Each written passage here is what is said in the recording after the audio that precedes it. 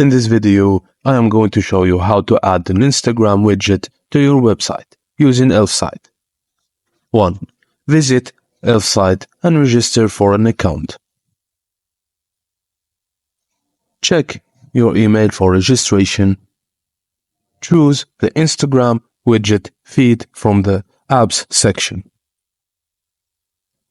Select a template and then adjust widget size, navigation, animation pop-up, and color scheme.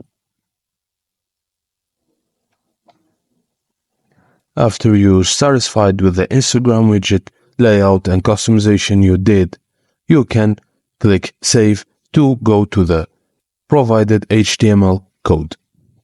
After you get the HTML code, copy it and then head to your WordPress website and then add an HTML block and then copy the code. Click Save, and then you'll have an Instagram widget feed on your website. Thank you guys for watching, and please don't forget to like and subscribe for more.